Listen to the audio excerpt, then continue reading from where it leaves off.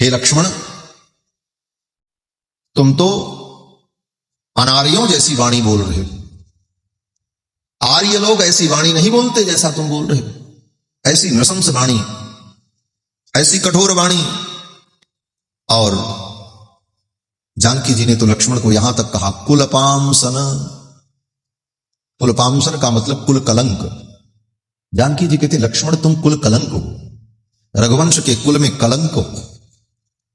और यहीं पर जानकी जी नहीं रुकी। देखो ये प्रसंग बड़ा गंभीर है। महर्षि वाल्मीकि तो आप्तवक्ता हैं, और आप्तवक्ता हैं और भगवान के चरित्र को देखकर यथावत वर्णन किया है, कहीं कुछ छिपाने का अथवा उसे सजाने का प्रयत्न नहीं किया। जो जैसा है वैसे। गोस्वामी जी की दृष्टि भक्त की दृष्टि है, इसलिए भक्त दृष्टि से उन्होंने ऐसे प्रसंगों को थोड़ा अपने भाव से प्रस्तुत। गोस्वामी जी ने तो इस प्रसंग में केवल एक चौपाई लिखी, मरम बचन सीता जब बोला, मरम बचन सीता जब बोला, हरि प्रेरित लक्ष्मण मन डोला, हरि प्रेरित लक्ष्मण मन डोला, मरम बचन सीता जब बोला, मरम बचन सीता जब बोला। मरम बचन, बस सीता जी ने मरम वचन कहा, लक्ष्मण जी का मन विचलित हो गया। इतना कह करके गोस्वामी जी आगे बढ़ गए। महर्षि वाल्मीकि ने तो सब वर्णन किया। जानकी जी ने कहा कि अहम तव प्रियम मन्ये रामस्य व्यसनम महत्।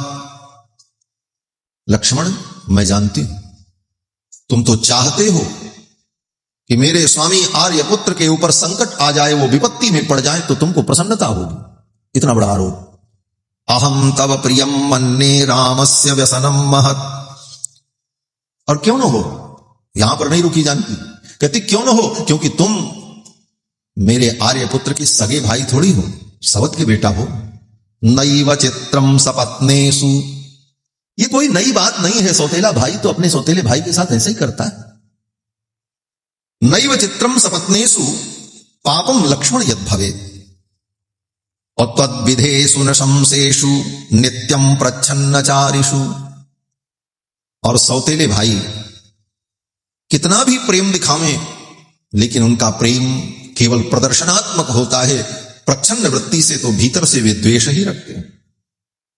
और इसी प्रकार तुम भी प्रच्छन्न रूप से ऊपर से सेवा और भक्ति भाव का प्रदर्शन करते हो, भीतर से मेरे आर्यपुत्र के प्रति तुम्हारा दुर्भाव है। और इसके बाद श्री जानकी जी ने जो कहा, जानकी जी कहती लक्ष्मण मैं जानती हूं सुदुष्टत्वम, तुम बहुत ही दुष्ट हो, सुदुष्टत्वम। और इस वन में क्यों आए हो? राममेकमेकोनुगच्छसि। राम अकेले वन में आए हैं और मैं उनके साथ आई हूं, इसलिए राम को अकेला पाकर के मेरे राम का, मेरे स्वामी का अहित करने के लिए तुम आए हो। और इस अहित से तुमको क्या लाभ होगा? मुझे तो लगता है तुम और भरत दोनों ने मिलकर के योजना बनाई, भरत को भी उसी में समेट लिया। श्री जानकी जी कहती मम हेतो प्रतिच्छन्न प्रयुक्तो भरतेन वा। भरत ने तुमको इसीलिए भेजा है, प्रच्छन्न रूप से तुम साथ में इसीलिए आए हो। और मम हेतो हो, मेरे लिए आए। जानकी जी ने कहा लक्ष्मण मैं जानती हूं भरत अयोध्या का राज्य चाहता है और तुम्हारी कुदृष्टि मेरे ऊपर है। इतना बड़ा आरोप। आर्यपुत्र के ऊपर कोई संकट आ जाए तो तुम मुझे हस्तगत कर लो, लेकिन लक्ष्मण तन्न सिद्ध्यति सौमित्रे तवापि भरतस्य च। तुम्हारी भी कामना सिद्ध नहीं होगी और भरत की भी कामना सिद्ध नहीं होगी। जिस स्वार्थ से तुम आए हो वो तुम्हारा स्वार्थ पूरा नहीं होगा। मैं अगर मेरे आर्यपुत्र नहीं रहे तो मैं तो एक क्षण जीवित नहीं रहूंगी। रामम बिना क्षणमपि नैव जीवामि भूतले। राम के बिना तो मैं एक क्षण जीवित नहीं रह सकती, मैं मर जाऊंगी। और तो और अगर राम के वियोग में मेरा जीवन समाप्त नहीं हुआ तो लक्ष्मण पिबामि वा विषम तीक्ष्णम, मैं विष पी करके प्राण दे दूंगी। प्रवेक्ष्यामि हुतासनम, अग्नि में प्रवेश कर जाऊंगी।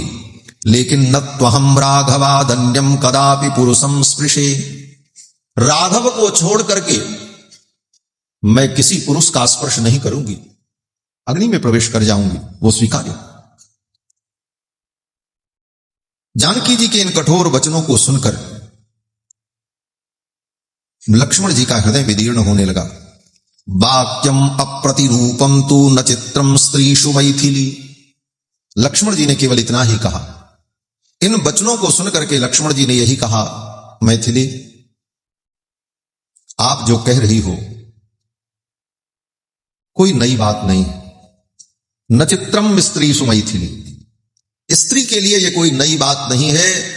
कोई स्त्री किसी के ऊपर भी ऐसे आरोप लगा सकती है, अगर आप कह रही हो तो हमको कोई दुख नहीं, हम इसका बुरा नहीं मानते। न चित्रम स्त्रीषु मैथिली स्वभावस्तेषु नारीणाम, लक्ष्मण जी ने कहा। एषु लोकेषु दृश्यते, ये तो संसार में देखा ही जाता है। इतना ही कह करके लक्ष्मण जी चुप हो गए, लक्ष्मण जी आगे नहीं बोले। लेकिन यह कथा अनेक रहस्यों से भरी पड़ी।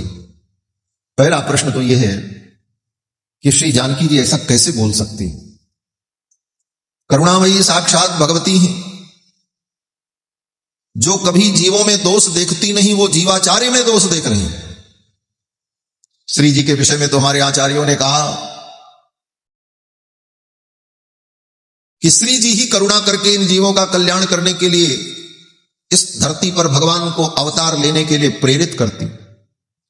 नेतुम नित्य सहायनी जननिनस्त्रातुम त्वमत्रागता, लोके त्वन्महिमा बबोध बधिरे प्राप्ता विमर्दम बहु, क्लिश्यम ग्रावसु मालती मृदुपदम विश्लिष्य वासो वने, जातो धिक करुणाम धिगस्तु युवयोः स्वातंत्रमत्यंकुशम।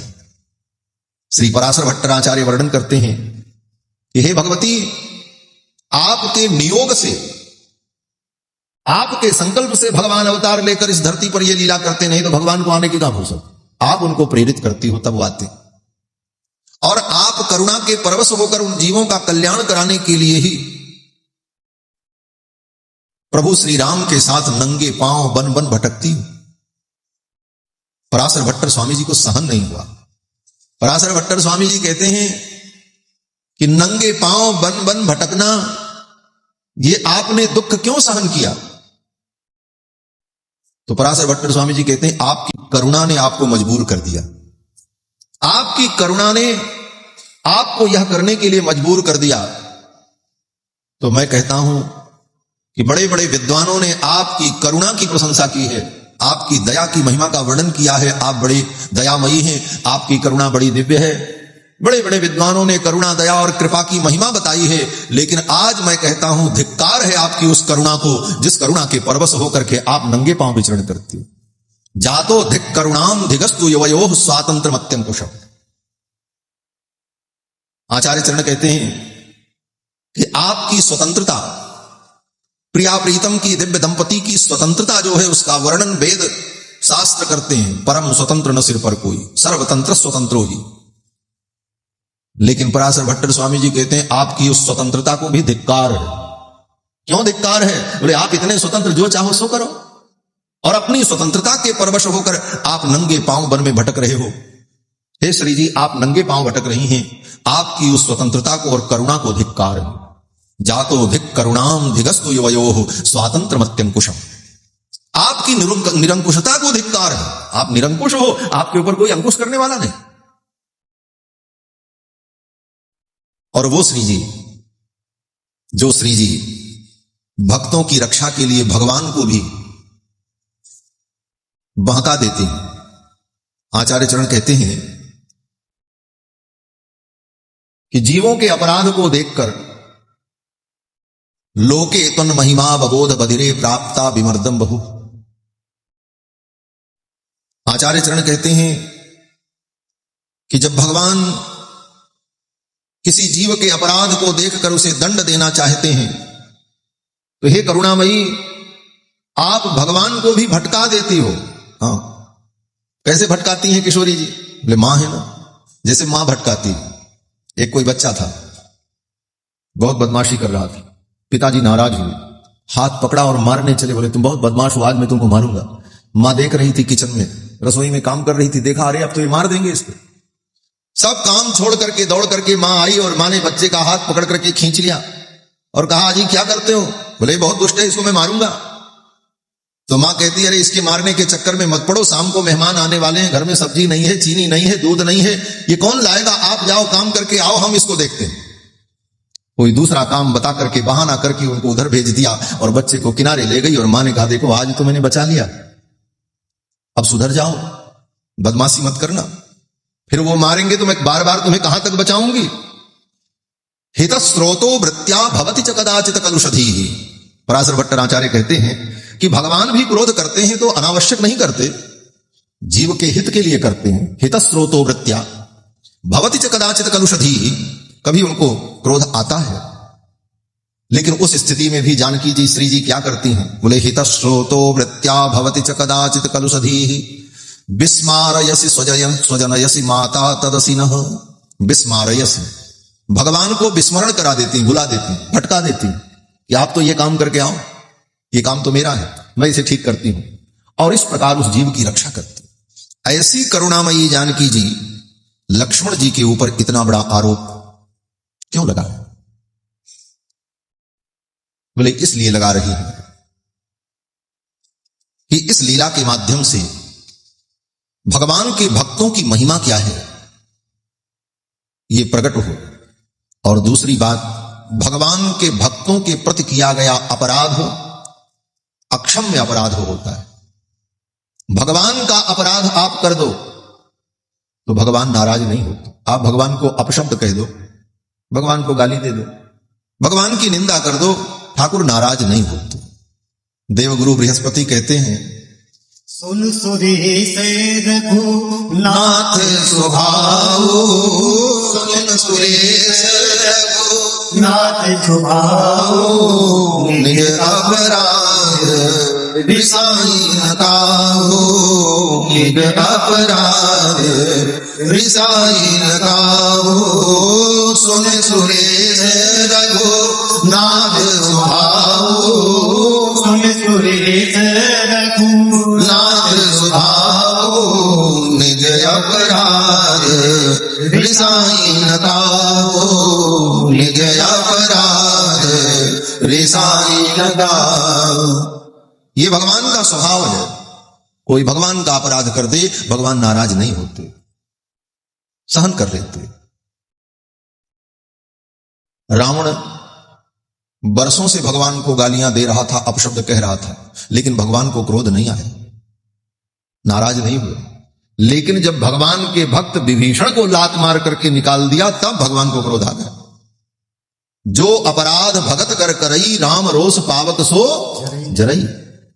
भगवान के भक्त का कोई अपराध कर दे तो वो भगवान को सहन नहीं होता। इस बात का स्मरण भगवान श्री रामानुजाचार्य ने शरणागति गद्य में अनुभव किया। भगवान की शरणागति करते हुए श्री रामानुजाचार्य भगवान से जब क्षमा प्रार्थना करते हैं तो कहते हैं कि भगवत अपचार भागवतापचार सय्यापचार नाना रूप विधानंतापचारान अनारब्ध कार्यान कृतान क्रियमाणान करिष्यमाणाच सर्वान अशेषत क्षमस्व। सारे अपराधों का जब क्षमा याचन करते हैं, शरणागति तो यही, शरणागति में भगवान से क्षमा ही तो मांगी जाती, अपराध स्वीकार करके भगवान से क्षमा मांगो। तो वहां जब अपराधों का वर्णन करते हैं भगवत पाद तो कहते हैं भगवत अपचार। भगवत अपचार माने भगवान के प्रति किया गया अपचार। और फिर दूसरा बोले भागवतापचार, भगवान के भक्तों के प्रति किया गया अपराध। तो भगवत अपचार तो भगवत अपचार, लेकिन भागवतापचार क्या है?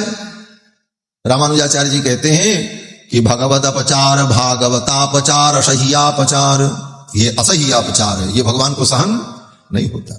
भगवान को कटु वचन कह दो, भगवान सह लेंगे, लेकिन भगवान के भक्त को अगर आपने सताया और दुख दिया, कटु वचन कहा, तो वह अपराध क्षमा नहीं होता, उसका दंड जीव को मिलता है। रावण ने जब तक भगवान को अपशब्द कहा, कठोर वचन कहा, तब तक भगवान को क्रोध नहीं आया, लेकिन जब विभीषण को लात मार करके निकाल दिया, उस समय गोस्वामी जी ने यही लिखा कि असक ही चला विभीषण जबही, तो आयुहीन भये सब तबही। क्यों? बोले अब इसने भागवतापचार किया है। भगवान के प्रति किए गए अपराध से बड़ा भागवतापचार होता है। बोले क्यों? बोले भगवतापचार का तो प्रायश्चित सरल है, लेकिन भागवतापचार का प्रायश्चित बहुत कठिन। क्यों? बोले आपने भगवान को कटु वचन कहा, भगवान के प्रति कोई अपराध किया, तो अगले क्षण आप कहीं भी उसका प्रायश्चित कर सकते हैं। क्यों? बोले भगवान सब जगह हैं, कहीं भी आपको सद्बुद्धि आ जाए तो आप क्षमा मांग लो, मुझसे गलती हो गई। लेकिन किसी भगवान के भक्त के प्रति आपने अपराध कर दिया और वो भक्त वहां से चला गया, अब इसका प्रायश्चित क्या है? बोले इसका प्रायश्चित यही, उस भक्त से क्षमा मांगो।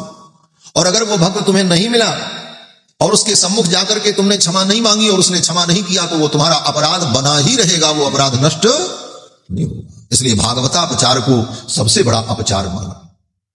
कोई कितना भी बड़ा तपस्वी ज्ञानी हो, लेकिन भागवतापचार अगर करता है तो उसका पतन हो जाता है। भागवत में सौभरी महर्षि की कथा है। इतने बड़े तपस्वी थे, जल के अंदर रह करके तप करते थे, लेकिन उनकी सारी तपस्या मटिया मेट हो गई। महाराज क्यों मटिया मेट हो गई? क्या गलती उन्होंने किया? बोले उनसे एक गलती हो गई। श्री गरुड़ जी महाराज जो भगवान के भक्त हैं, पार्षद हैं, भगवान के परम सेवक हैं, गरुड़ जी वहां आहार ढूंढने गए और सौभरी महर्षि ने गरुड़ को शाप दे दिया कि दोबारा यहां आकर के अगर शिकार करोगे तो तुम्हारी खोपड़ी फट जाएगी। शाप तो दे दिया, भगवान को अच्छा नहीं लगा। इस तपस्वी ने अपने तपस्या के बल पर मेरे भक्त गरुड़ को शाप दिया, मेरे गरुड़ का पेट नहीं भरेगा और बाबा जी मछली पालन करेंगे, देखता हूं इनकी मछलियों को और इनको भी। और ठाकुर ने जो ऐसी लीला रची कि वही मछलियां ही महर्षि की तपस्या के पतन का कारण बन गई। मूल कारण भागवतापचार। गरुड़ जैसे परम भागवत महाभागवत का अपराध किया सौभरी ने, और परिणाम यह हुआ कि भगवान ने उनकी तपस्या को भी मिटा दिया, और जिन मछलियों के कारण उन्होंने शाप दिया वो मछलियां भी नहीं बची। क्यों? बोले वहां कालिया नाग पहुंच गए, साप को खत्म कर दिया। सब कथा भागवत में भरी पड़ी। तो भागवतापचार से जीव को बचना चाहिए।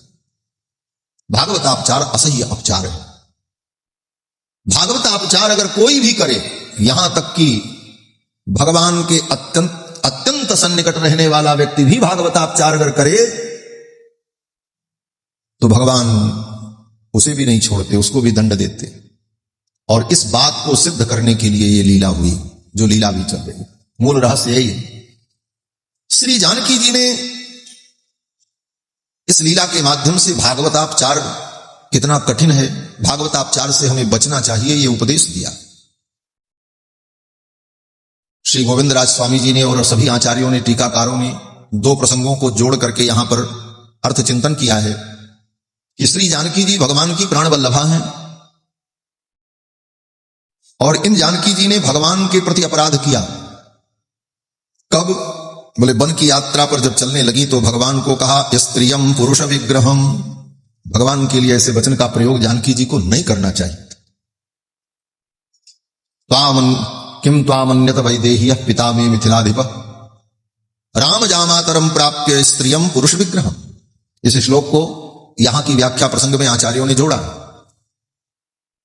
श्री जी ने भगवान के प्रति अपराध किया, भगवान ने क्षमा कर दिया, निज अपराध साईं न काऊ।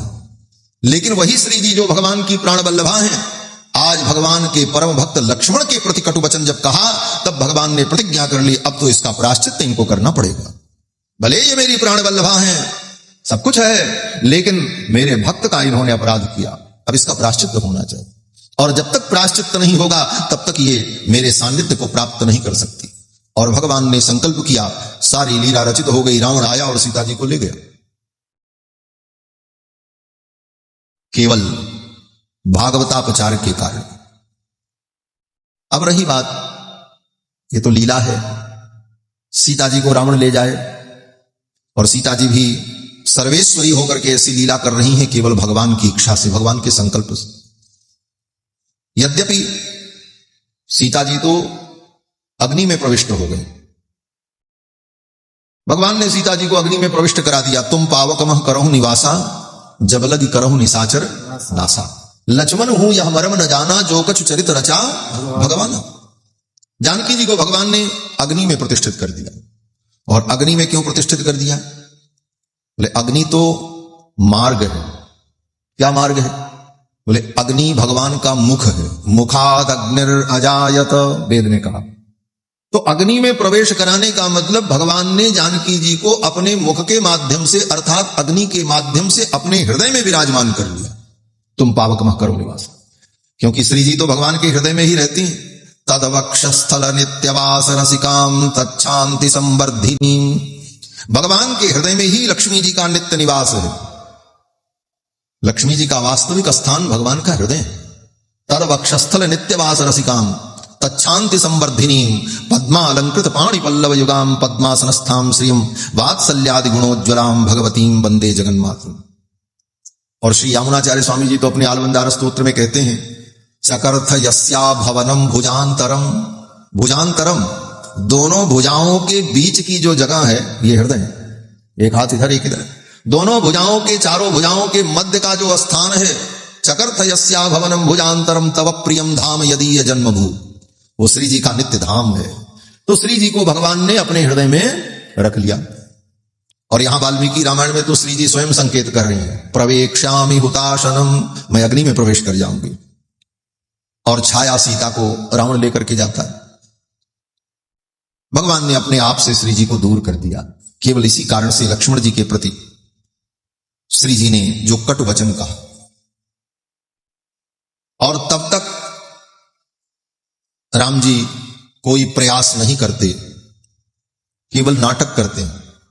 सीता जी को ढूंढो, रो रहे हैं, बड़ी बड़ी लीला की, बानरों से दोस्ती करें, ये लोग सहयोग करें, ये सब चलता रहा। महीनों बीत गए, लेकिन जब हनुमान जी ने लंका में जाकर के कहा, जब श्री जी के पास हनुमान जी पहुंचे तो हनुमान जी ने कहा, मां आपके वियोग में प्रभु श्री राम बहुत दुखी हैं। कितने दुखी हैं? बोले वो सोते भी नहीं हैं, उनको नींद भी नहीं आती। सोते भी हैं तो उनके मुख से मधुर मधुर आवाज निकलती रहती है। क्या निकलता है? हनुमान जी कहते हैं आपका नाम लेते रहते हैं। सियजु को नाम जपत रघुनंद, श्वास श्वास मह सीता सीता, ध्वनि उपजत मृदुमंद। वो शयन भी करते हैं कि उनकी श्वास में सीता सीता ऐसा नाम निकलता है। वो तो आपको हर क्षण याद करते हैं। तो श्री जानकी जी ने कहा, हनुमान वो याद तो हर क्षण करते हैं, लेकिन उनकी दया मेरे ऊपर नहीं हो रही। और क्यों नहीं हो रही वो मैं कारण जानती हूं। और तब जानकी जी ने हनुमान जी से कहा, सुंदरकांड में, वाल्मीकि रामायण, केवल इस विषय को, इस प्रसंग को स्पष्ट करने के लिए वहां की कथा भी यहां बतानी है। जानकी जी कहती हैं कि हनुमान, इसमें प्रभु का कोई दोष नहीं है, दोष तो मेरा है, और छोटा मोटा दोष नहीं है। ममैव दुष्कृतम किंचित महदस्ति न संशयः। जानकी जी कहती मेरा ही महान दोष है जिस कारण से प्रभु ने मुझे त्यागा है। क्या दोष है? बोले जानकी जी वही दोष का स्मरण करती, मैंने लक्ष्मण को जो कटु वचन कहा उसी का प्रायश्चित कराने के लिए प्रभु ने मुझको अपने से दूर कर दिया है। ममैव दुष्कृतम किंचित, मेरा ही ये दुष्कृत है। नहीं तो उन सर्वज्ञ को पता नहीं है मैं कहां हूं। जिनको ये पता है कि बैकुंठ कहां है, बैकुंठ का रास्ता मालूम है। क्यों? बोले गृद्धराज जटायु से भगवान कहते हैं आप ऐसे बैकुंठ चले जाओ, ऐसे भेज दिया। गृद्धराज जटायु को भेजने के लिए बैकुंठ का मार्ग पता है, और इसी धरती पर लंका कहां है ये पता नहीं है। राम जी बानर और भालू भेज रहे, बोले खोजो सीता कहां है। क्या नाटक है?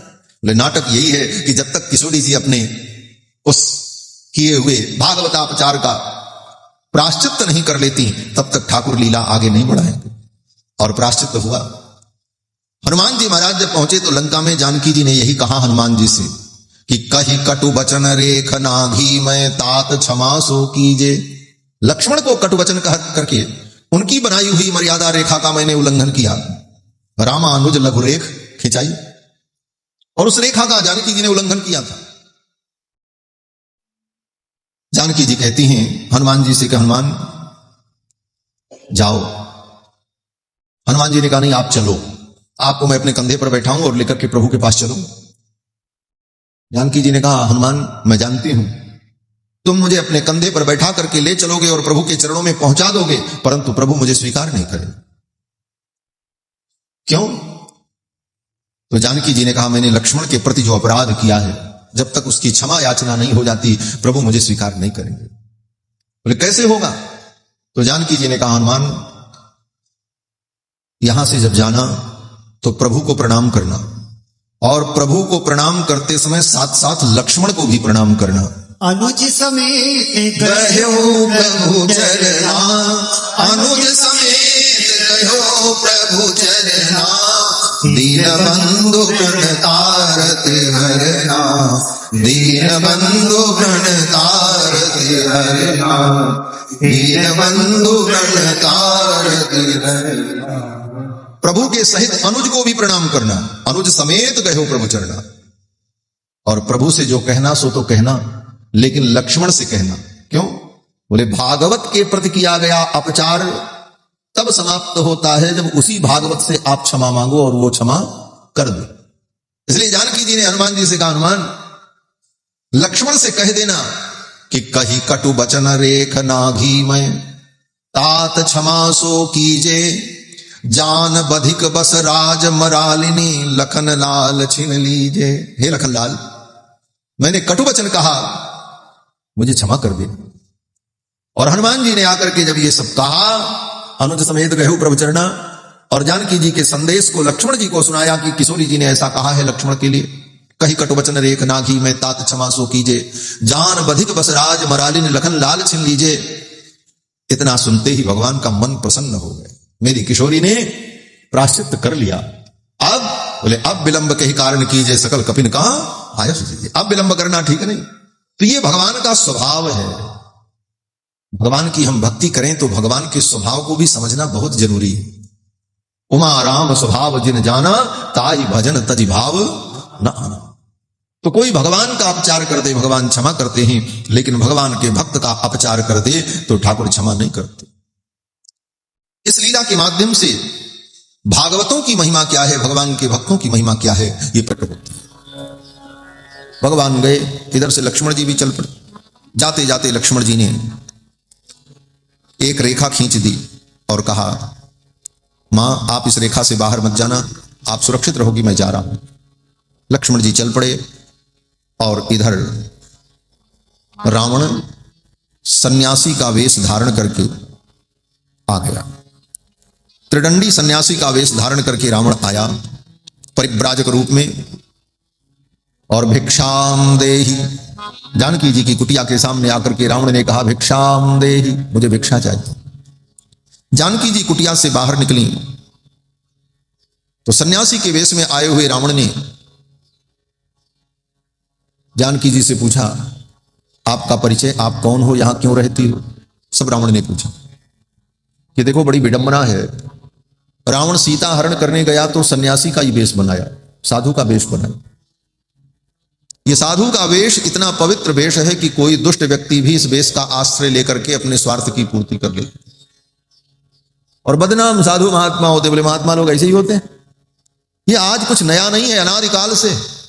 काल नेमी ने भी हनुमान जी को ठगा तो साधु के वेश में ठगा, रावण ने भी सीता हरण किया तो साधु का वेश था।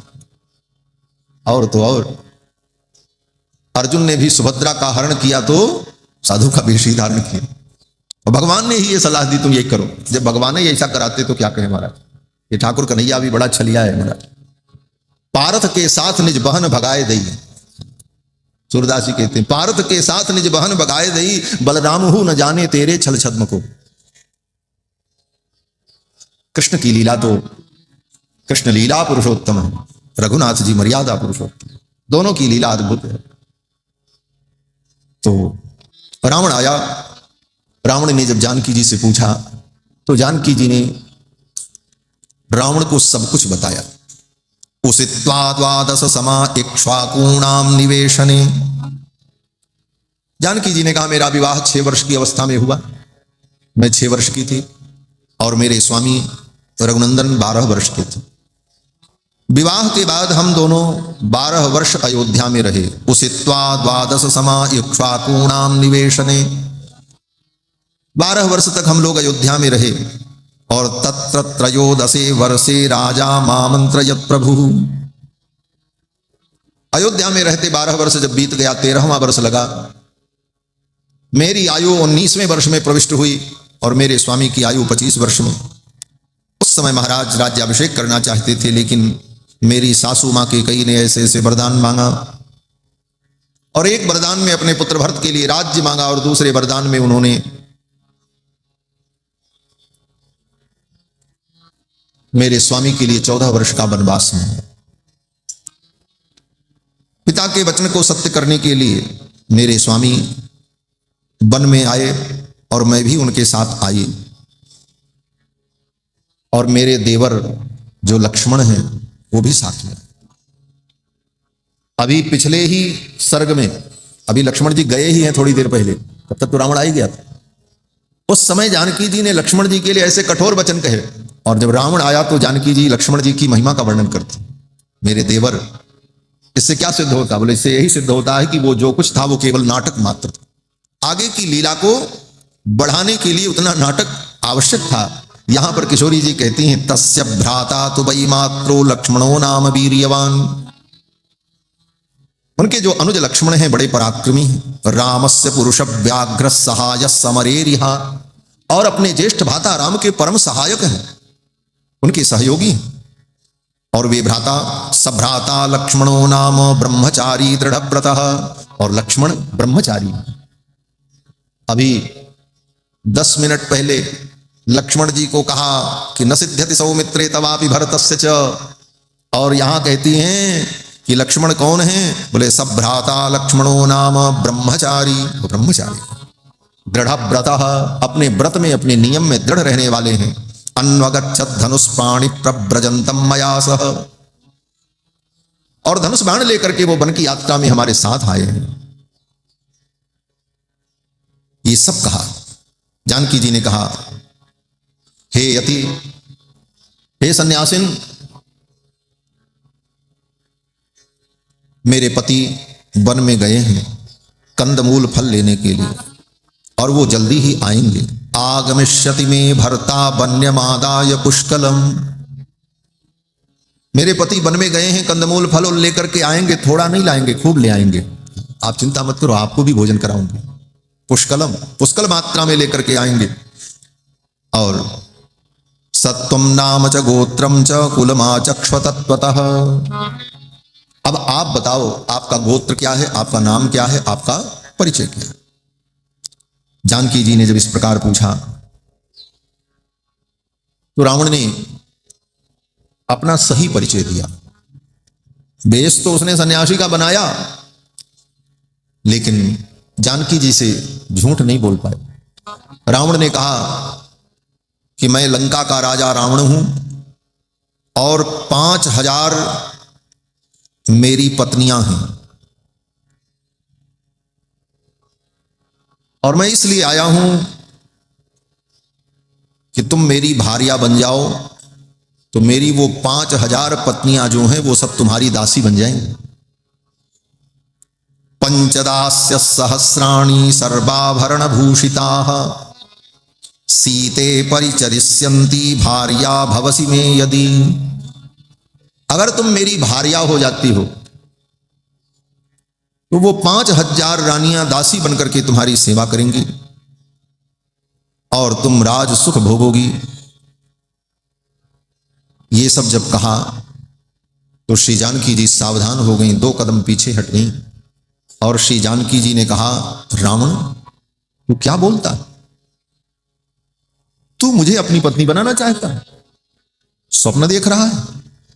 एक सियार, एक श्रृगाल, एक सिंघनी को अपनी पत्नी बनाना चाहे, यह कभी संभव है?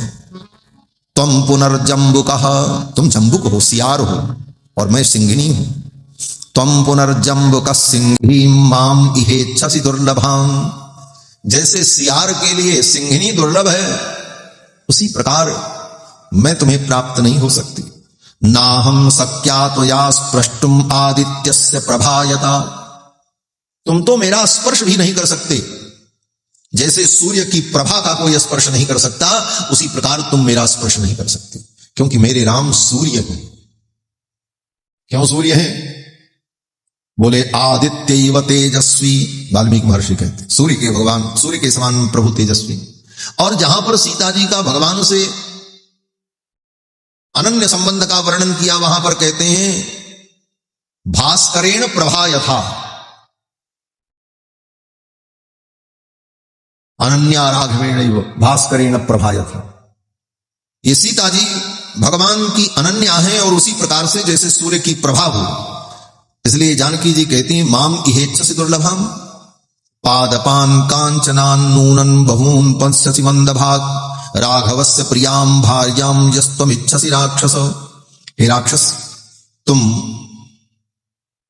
राघव की भार्या को अपनी भार्या बनाना चाहते, और राघव कौन है? बोले अभी अभी कुछ दिन पहले ही श्री जानकी जी ने भगवान का एक नया नामकरण किया है। क्या नामकरण किया है? बोले विजय राघव। ये विजय राघव श्री नाम भगवान का जानकी जी के द्वारा प्रदत्त नाम है। जब 14,000 राक्षसों का वध किया भगवान ने, और जानकी जी ने देखा बभूव हृष्टा वैदेही भरतारम परिसस्वजे, तब जानकी जी ने भगवान को इस नाम से संबोधित किया, विजय राघव। विजय राघव। जानकी जी कहती उन राघव की, विजय राघव की पत्नी को तुम अपनी पत्नी बनाना चाहते हो? तुम तो उसी प्रकार मंदरम पर्वत श्रेष्ठम पाणिना हर्तुमिच्छसि, जैसे कोई व्यक्ति मंदराचल पर्वत को अपने हाथ से उठाना चाहे, उस प्रकार तुम मुझे प्राप्त करना चाहते। मैं मंदराचल हूं। जानकी जी कहती हैं कि कालकूटम विषम पीत्वा स्वस्तिमान गंतुमिच्छसि, लंकेश तुम उसी प्रकार दुस्साहस कर रहे हो जैसे कोई व्यक्ति कालकूट विष पी करके जीवित रहना चाहे। मैं तुम्हारे लिए कालकूट हूं। पर स्त्री धर्मात्मा के लिए कालकूट ही होती है। जो धर्मात्मा है, धर्म प्राण है, उसके लिए पर स्त्री विष के समान है। जानकी जी इस दशा में भी रावण को उपदेश करती हैं, ये उनकी करुणा। जानकी जी कहती हैं अक्षिसूज्या प्रमिजसी, तुम तो उसी प्रकार दुस्साहस कर रहे हो जैसे किसी के आंख में खुजली हो रही थी पलकों में, तो उसने क्या किया?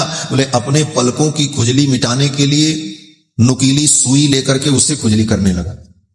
अक्षिसूच्या प्रमिजस, आंख को खुजलाना वो भी सुई से, कितना खतरनाक है। थोड़ी सी चूक हो जाए तो आंख चली जाए। जिह्वयालेढ़ि चक्षुरम, तुम तो उसी प्रकार दुस्साहस कर रहे हो जैसे कोई व्यक्ति अपनी जीभ से तलवार की धार को चाट रहा हो। तलवार की धार कितनी तीक्ष्ण होती है, और आज तो महाराज तलवारें ही लगी है चारों तरफ। ये देखो, सब युद्ध की पूरी तैयारी है। यहां भी एक गदा रखी है हनुमान जी महाराज। बोलो श्री सीतारामचंद्र भगवान की जय। श्री जानकी जी कहती हैं जैसे कोई व्यक्ति तलवार की धार को चाटने का दुस्साहस करे, उस प्रकार तुम कर रहे हो। अवसच्च शिलाम कंठे समुद्रम तर्तुमिच्छसि, गले में पत्थर बांध करके तुम समुद्र तैरना चाहते हो, डूब जाओ। अग्निम प्रज्वलितम दृष्ट्वा वस्त्रेणा हर्तुमिच्छसि, प्रज्वलित अग्नि को कपड़े में रख करके तुम लेना चाहते हो। कोई व्यक्ति अग्नि ले जाना चाहता था तो कपड़े में बांध करके ले जा रहा, कितनी दूर जाएगी वो अग्नि? रखते ही तो कपड़े जल जाएगा। कितना सुंदर उदाहरण देते हैं महर्षि वाल्मीकि। अग्निम प्रज्वलितम दृष्ट्वा वस्त्रेणा हर्तुमिच्छसि, प्रज्वलित अग्नि को कपड़े में रख करके ले जाना चाहते हो। इस प्रकार श्री जानकी जी ने कहा, रावण ने कहा ये सब कुछ नहीं, मैं तुम्हें ले जाऊंगा। और रावण ने श्री जानकी जी को बलपूर्वक उठा लिया, और दोनों हाथों से ऐसे उठा करके जानकी जी को बामेन सीताम पद्माक्षीम मूर्धजे सुकरेण सह, बाएं हाथ को सिर के पास लगाया, बामेन सीताम पद्माक्षीम, ऊर्वोस्तु दक्षिणे नैव परिजग्राह पाणिना, और दाहिना हाथ जानकी जी की पीठ के पास लगाया और ऐसे उठा लिया राम, और लेकर के रथ में बैठाया और चल पड़ा। रावण सीता जी का हरण करके लेकर के जब चला तो श्री जानकी जी विलाप करने लगी, हा लक्ष्मण, हा रघुनंदन, हा लक्ष्मण। उनके विलाप को जंगल के सभी प्राणी सुन रहे थे, लेकिन कोई सीता जी की रक्षा के लिए आगे नहीं आया। सीता के विलाप सुनी भारी, सीता के विलाप सुनी भारी, सीता के विलाप सुनी भारी, भय चराचर जीव दुखारी, भय चराचर जीव दुखारी, सीता के विलाप सुनी भारी, सीता के विलाप सुनी भारी। सीता जी के विलाप को सब सुन रहे हैं, दुखी भी हो रहे हैं। भय चराचर जीव दुखारी, लेकिन सहायता के लिए कोई नहीं आया। समाज में ऐसे लोगों की संख्या ज्यादा होती, किसी के दुख को देखते हैं, दुखी भी होते हैं, कहते हैं ऐसा नहीं होना चाहिए, लेकिन करते कुछ नहीं। कहते हैं, करते कुछ नहीं। ऐसे ही लोग वहां भी थे। भय चराचर जीव दुखारी, लेकिन वहीं पर गृद्धराज जटायु भी थे, और गृद्धराज जटायु ने जब जानकी जी की आर्त वाणी को सुना, गीधराज सुनी आरत वाणी, गीधराज सुनी आरत वाणी, रघुकुल तिलक नारी पहचानी, रघुकुल तिलक नारी पहचानी, रघुकुल तिलक नारी पहचानी। गृद्धराज जटायु ने जब जानकी जी की वाणी को सुना, अरे ये तो किशोरी की वाणी है, ये जानकी की आवाज है, रघुकुल तिलक नारी पहचानी। और गृद्धराज जटायु दौड़ पड़े मारे। गृद्धराज जटायु दौड़े और बोले, बेटी सीता तू चिंता मत कर, मैं आ रहा हूं। सीते पुत्र करसि जनित्रासा, सीते पुत्र करसि जनित्रासा, करिहो जातु धान करनासा, करिहो जातु धान करनासा, करिहो जातु धान कर। गृद्धराज जटायु ने कहा, सीते पुत्र करस जनित्रासा, बेटी तुम डरो मत, मैं आ रहा हूं। और गृद्धराज जटायु चल पड़े। विशालकाय गृद्धराज पहुंचे। जाते ही रावण से युद्ध नहीं किया, रावण को पहले समझाया गृद्धराज जटायु। गृद्धराज जटायु ने कहा, और बड़े ही आदर से कहा, रावण लंकेश दुष्ट नीच और स्त्री हर्ता, ऐसे संबोधन नहीं दिए। गृद्धराज जटायु पक्षी हैं, लेकिन मर्यादा का पालन देखो। गृद्धराज जटायु कहते हैं, भ्रातस्त्वं निंदितम कर्म कर्तुम नार्हसि सांप्रतम। भ्रातर, हे भ्रातः, हे भाई, भाई संबोधन। भ्रातस्त्वं, देखो भाई, तुम ऐसा मत करो, ये निंदित कर्म है, और इस पाप कर्म से तुम बचो। रावण ने कहा, तुम कौन हो? तो गृद्धराज ने कहा कि जटायुर्नाम नामनाहम गृद्धराजो महाबलः, मेरा नाम जटायु है और मैं गृद्धराज हूं, और जिनको तुम लेकर के जा रहे हो ये सीता उनकी पत्नी है, जो तुम्हारे जैसे स्वार्थी नहीं है अपितु परमार्थी है, जिनका जीवन परमार्थ के लिए है। लोकानाम च हिते युक्तो रामो दशरथात्मजः, दशरथ नंदन जो दुनिया के हित के लिए, लोक हित के लिए प्रकट है। तस्यैसा लोकनाथस्य धर्मपत्नी यशस्विनी, ये लोकनाथ की पत्नी, और इनको तुम ले जा रहे हो, छोड़ दो, ये पाप तुम मत करो, और लंका में जाकर तुम राज्य करो, सीता को छोड़ दो। रावण ने कहा, मैं सीता को ले जाऊंगा, और जब युद्ध की बात आ गई तो गृद्धराज जटायु ने कहा कि वृद्धो हम तुम युवा धन्वी सरथक कवची सरी, तुम युवा हो और मैं वृद्ध हूं, तुम्हारे पास धनुष है, कवच है, रथ है, मेरे पास कोई अस्त्र शस्त्र भी नहीं। लेकिन रावण, ये पाप, ये अनर्थ मैं नहीं देख सकता, मेरे रहते हुए तुम सीता को लेकर के नहीं जा सकते। न चाप्यादाय कुशली वैदेही में गमिष्यसि, मेरे रहते हुए तुम वैदेही को नहीं ले जा सकते। और इतना कहते हुए गृद्धराज जटायु दौड़े, रावण रथ लेकर के भागने लगा। तो गृद्धराज जटायु ने कहा, तिष्ठ तिष्ठ दशग्रीव मुहूर्तम पश्य रावण, रुको रुको, ललकारा गृद्धराज जटायु ने। और गृद्धराज जटायु भिड़ गए रावण से, और ऐसा युद्ध हुआ दोनों में। रावण के धनुष को गृद्धराज जटायु ने अपने चोंच से तोड़ करके टुकड़े टुकड़े कर दिए। सभग्न धन्वा विरथो, रावण के रथ को भी तोड़ दिया, रथ टूट करके गिर पड़ा। हतासो हतसारथी, गृद्धराज जटायु ने रावण के घोड़ों को भी मार डाला। और घोड़े तो थे नहीं, वो गधे ही थे महाराज, मार डाला उनको भी, सारथी को भी मार डाला। अकेले रावण के अस्त्र शस्त्र तोड़ डाले, रथ तोड़ दिया, घोड़ों को मार दिया, सारथी को मार दिया। और गृद्धराज जटायु ने जानकी जी को उठा लिया। अंके नादाय वैदेहीम पपात, गृद्धराज जटायु जो ही वैदेही को उठाने चले, तब तक रावण जब रथ टूटा तो जानकी जी के सहित रावण पृथ्वी पर गिरने लगा। और उसी समय गृद्धराज जटायु ने जानकी जी को भगवान से रावण से छुड़ा लिया, और छुड़ा करके सुरक्षित कर लिया। लेकिन हुआ ये कि गृद्धराज जटायु ने रावण के ऊपर जब आक्रमण किया, किशोरी जी को तो एक तरफ बैठा दिया और रावण के ऊपर गृद्धराज जटायु आक्रमण करने लगे। विददार नखैरस्य तुंडम पृष्ठे समर्पयन, अपने नख से, अपनी चोंच से गृद्धराज जटायु ने रावण के शरीर में अनेक स्थानों पर छिद्र कर दिए। केशाश्चोत्पाटयामास, गृद्धराज जटायु उड़ करके जाते और रावण की खोपड़ी के बाल को अपने दोनों पंजों से पकड़ करके नोच लेते और भाग जाते, फिर आते, फिर नोचते। केशाश्चोत्पाटयामास, रावण के केस को नोच डाला। नख पक्ष मुखायुध, और इनका आयुध क्या है? नख और पक्ष और चोंच। स तथा गृद्धराजेन क्लिश्यमानो मुहुर्मुहु, बड़ा भयानक युद्ध किया गृद्धराज जटायु ने रावण के साथ। अपनी चोंच से मार मार करके रावण को मूर्छित कर दिया।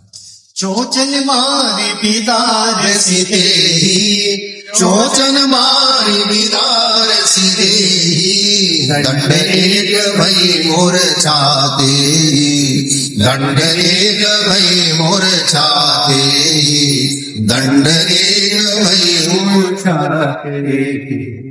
चोचन मार बिदारे से देही, अपनी चोंच से मार मार करके रावण को विदीर्ण कर दिया। और एक दंड के लिए रावण मूर्छित हो गया, बेहोश हो गया। किशोरी जी को छुड़ा लिया, लेकिन गृद्धराज जटायु प्रतीक्षा कर रहे थे रावण को होश आवे, तब फिर आगे लड़ाई हो। उस युद्ध में भी गृद्धराज जटायु धर्म का चिंतन करते। किसी निहत्थे पर, मूर्छित पड़े हुए व्यक्ति पर प्रहार नहीं करना चाहिए, यह धर्म है। गृद्धराज जटायु चाहते तो एक काम कर सकते थे, बोले रावण मूर्छित पड़ा था, जब तक उसे होश आता उसके पहले गृद्धराज जटायु चाहते तो अपनी चोंच से रावण की 20 आंखों को फोड़ देते। रावण को होश भी आता तो उसको दिखता ही नहीं किधर सीता है, किधर गृद्धराज जटायु है, किधर लंका, वो कुछ न कर पाता। लेकिन गृद्धराज जटायु ने ऐसा नहीं किया, धर्म का पालन किया, प्रतीक्षा करते रहे। और जब रावण को पुनः होश आया, तब रावण अपना चंद्रहास खड्ग लेकर के दौड़ा और अपने चंद्रहास खड्ग के द्वारा रावण ने गृद्धराज जटायु के दोनों पंख काट दिए। सच्छिन्न पक्ष सहसा रक्षसा रौद्र कर्मण निपपात महागृद्धो धरण्याम अल्पजीवितः। दोनों पंख जब कट गए तो गृद्धराज जटायु भूमि पर गिर पड़े और छटपटाने लगे, खून की धारा बहने लगी। और श्री जानकी जी को लेकर के रावण लंका की ओर चल पड़ा। मायावी था, दूसरा रथ प्रकट कर लिया और माया में रथ पर बैठकर लंका की ओर चल पड़ा।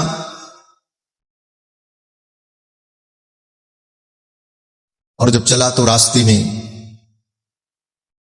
किष्किंधा के ऊपर से जब जा रहा था तो किष्किंधा पर्वत पर सुग्रीवादि बानर बैठे थे, आपस में कुछ चर्चा कर रहे थे।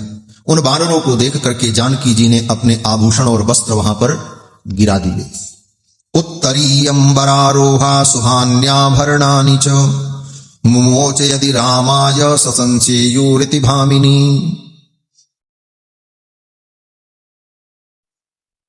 आभूषण और वस्त्र गिरा दिया कि अगर इनको राम जी मिलेंगे तो ये सूचना देंगे, मेरे विषय में बताएंगे।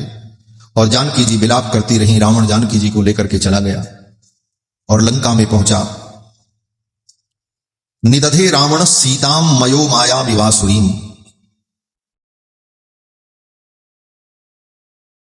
सीता जी को रावण तो ले गया, लेकिन असली सीता जी को नहीं ले गए।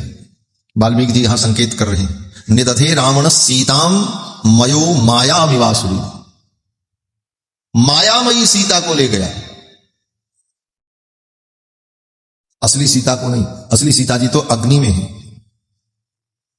माया विवासुरीम इत्यनेन, ये शब्द जो यहां पर कहा तिलक टीकाकार कहते हैं। श्रीमद् वाल्मीकि रामायण के एक टीकाकार तिलक टीकाकार, वो आचार्य चरण कहते हैं